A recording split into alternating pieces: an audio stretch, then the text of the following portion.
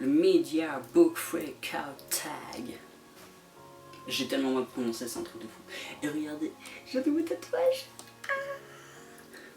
Bref, tout le monde s'en fout.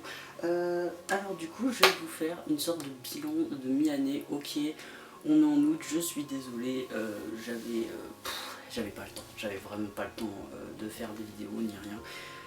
Mais du coup, là, je vais pouvoir rattraper mon retard. Donc du coup, on commence dès maintenant en fait. Qu'est-ce que vous en dites? Nickel. Alors, au début, on a les statistiques. Alors pour les statistiques, ça va être très simple. Je me suis arrêté à... En fait, j'ai lu un peu plus que ça, mais j'ai fait mes statistiques fin du mois de juillet. Et là, on est début août, donc j'ai lu un peu plus que ça, mais voilà. En gros, on est sur 72 livres lus. Ça fait 9 de plus que l'année dernière, à la même date.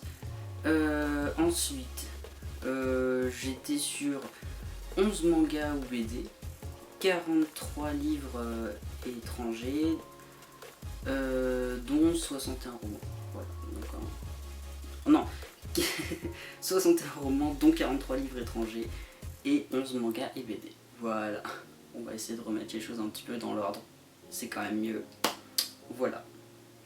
Alors, ma meilleure lecture à ce jour, c'est I Am de Maggie O'Farrell. Juste, moi, genre, j'aime beaucoup trop, c'est super bien écrit, le sujet en fait, faudra que je vous en reparle, mais je crois que ça va être ma meilleure lecture de l'année de toute façon. C'est magnifique, ça parle de toutes ces fois où en fait elle aurait pu mourir, qu'elle n'est pas morte, où il aurait pu se passer quelque chose et qu'il ne s'est rien passé. Ça a l'air tellement vide de sens dit comme ça, mais en fait elle écrit de façon incroyable et j'ai beaucoup aimé. Voilà.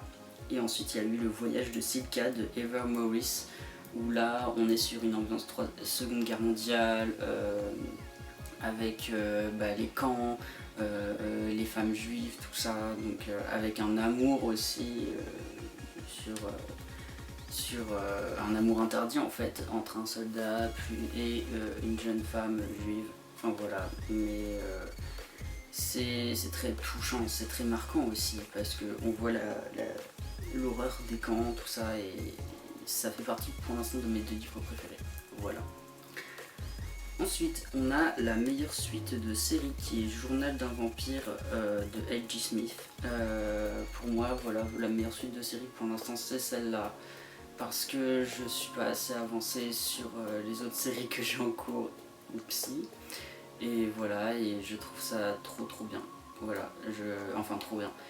Je connais un peu la suite parce que de toute façon je regarde la série et de toute façon j'ai déjà lu ces livres, mais j'aime beaucoup. Il y a un côté assez adolescent machin qui est un peu chiant, mais en vrai je trouve ça super bien écrit. Enfin super bien écrit, non c'est pas le terme. Je trouve que l'histoire est bonne. Genre vraiment l'histoire elle est bonne, elle est bien. Il se passe des choses, c'est intéressant et je sais que la suite va être encore mieux. C'est ça, c'est aussi pour ça que je trouve que c'est sympa. Voilà. Ensuite, la sortie 2024 à lire vite. Alors du coup, il y avait Triste Tigre de Neige Sino, mais c'est bon, je l'ai lu du coup. Donc on va enlever Triste Tigre de Neige Sino et on va plutôt se concentrer sur Promis ça va aller de Thomas Goldberg. Thomas Goldberg qui est un des enfants qui avait joué dans La Guerre des Boutons. Donc une petite carrière, et en fait c'est un... Vous le connaissez peut-être sur TikTok, c'est le gars de Tourne ton téléphone. Je sais pas si vous avez la ref, mais si vous l'avez, voilà, vous voyez qui c'est. Et puis il a sorti un bouquin sur sa dépression, sur ce que c'est, tout ça, et je trouve que ça a l'air vachement bien. Moi je l'ai pris du coup, je l'ai sur mon étagère, mais je ne l'ai pas encore. Voilà. Ensuite, la sortie que je guette, tous les nouveaux contes interdits réédités en France. Tout confondu, hein, voilà, parce que à chaque fois qu'il y a une nouveauté, je l'achète. Avant il y avait un thé avant la tempête, mais je l'ai pris. Il y avait pas tant que ça en fait, parce que je les avais déjà, donc c'est bon, j'ai plus à m'en faire. Donc vraiment tous les nouveaux comptes interdits réédités en France. Va y en avoir un au mois 2 normalement au mois d'août, il y a le Lac des Cygnes et Robin des Bois. Donc j'ai hâte de pouvoir les lire. Mais bon, ça va être fin août je crois. Voilà. Ensuite, ma plus grande déception, Tant que le café est encore chaud, de Toshikazu Kawaguchi. Je m'attendais tellement pas à ça. Genre une sorte de voyage temporel mais pas vraiment, machin. J'ai pas aimé, l'écriture j'ai pas aimé. Alors que c'est un roman japonais, enfin voilà, souvent j'adore l'écriture japonaise, j'adore comment c'est décrit et tout, il y a une ambiance cocooning et machin. J'ai rien retrouvé, ça m'a déplu, c'était pas mon truc. Je pensais lire la suite parce que j'avais acheté la suite après, genre, enfin juste, j'avais carrément acheté la suite direct, genre Le Café du Temps Retrouvé du même auteur. Et en fait, tais-toi le ventre. Et en fait, au final, non. Non.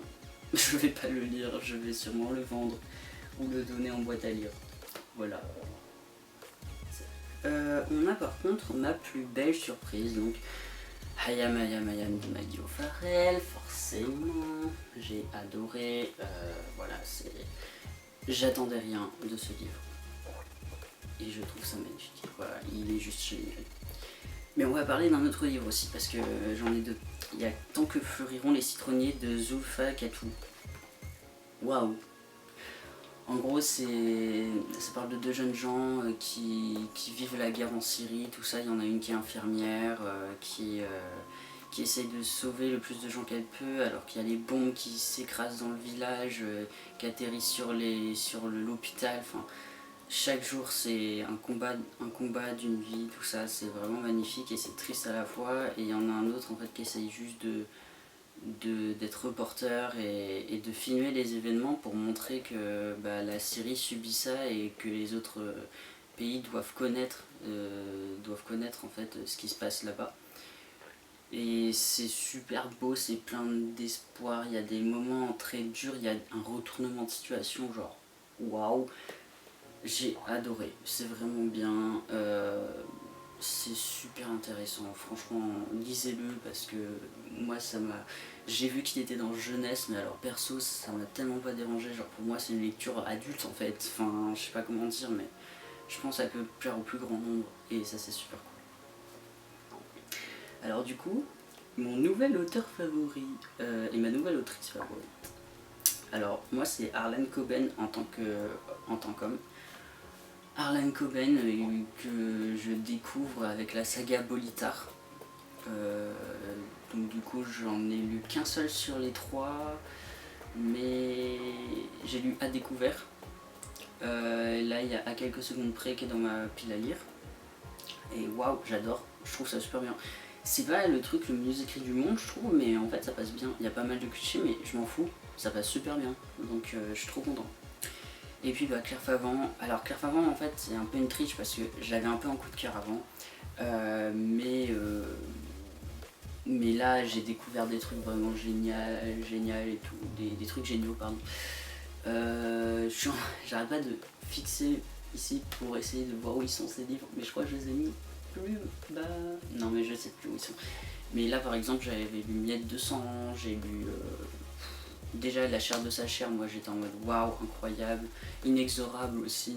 Là j'en ai acheté deux nouveaux d'ailleurs, de nulle part, il faut que je lise. Waouh, c'est vraiment... là je comprends pourquoi j'aime autant Claire Favant. C'est du policier, du thriller, c'est dur hein, parce que souvent il y a des enfants qui sont mis en jeu et tout, donc faire du thriller avec des enfants c'est très dur. Mais c'est super bien amené, c'est super bien ficelé, l'écriture elle est fluide, elle est bien, j'adore. Faudrait que je vous en parle un peu plus en détail. Alors mon nouveau personnage adoré du coup c'est Mickey Bolitar de la saga Bolitar d'Harlan Coben. Mickey en fait c'est un mec, je sais pas comment expliquer, enfin c'est un gars simple, il est pas... Il veut essayer de se fondre dans la masse, même si en fait il est super grand, qu'il fait un peu basketteur, tout ça, machin. Il veut se fondre dans la masse, il veut être vraiment le plus discret possible. Il a un grand cœur, il a des a priori, mais en même temps ces a priori sont un peu fondés. Donc franchement c'est c'est un personnage que j'apprécie beaucoup, qui est dans mon petit corazon. Et puis sinon, j'essaie de voir s'il n'y en a pas d'autres que j'avais lus. Ah oui, il y avait May de l'été de la sorcière de Nashiki Kao. May, cette petite fille, elle est adorable. Cette petite fille, en fait, elle vit sa vie. Elle commence à vivre, en fait. Elle commence réellement à vivre quand elle est avec sa grand-mère. De toute façon, la grand-mère aussi, je la trouve géniale. C'est mes deux personnages chouchous. J'adore. Je les ai trouvés magnifiques toutes les deux. La grand-mère qui enseigne, les lois de la nature, tout ça, qui a fait un peu sorcière avec ses potions, tout ça, ses décoctions, et la petite fille qui est suspendue à ses lèvres en fait, parce que waouh, elle attend qu'une chose, c'est qu'elle lui révèle tous ses secrets et tout de nature, c'est magnifique. Donc voilà, j'ai adoré ça aussi. Et enfin, je dis enfin, oui c'est bon, et enfin mon plus bel achat de l'année, Ayam de Maggie O'Farrell. On va arrêter, ça fait 3 fois que j'en parle. Mais bon, il y a celui-là, bien évidemment. Et aussi, Manuel pour changer de corps de Noah Truong. Manuel pour changer de corps de Noah Truong. C'est un super livre sur la transidentité, sur la non-binarité. J'ai adoré. Je trouvais ça vachement cool. C'était très très très intéressant. Franchement, à lire. À lire parce que c'est de la poésie mais contemporaine. Moi j'aime beaucoup. Donc voilà, si jamais, hein. Voilà. Ok, donc je pense qu'on a fini la vidéo. Je vous fais des très gros bisous et j'espère que ça vous aura plu. Désolé, ma voix elle est un petit peu genre bizarre. C'est parce que mon copain il dort à côté, j'ai pas envie de le réveiller. Mais voilà, donc j'espère que ça vous aura plu. Gros bisous.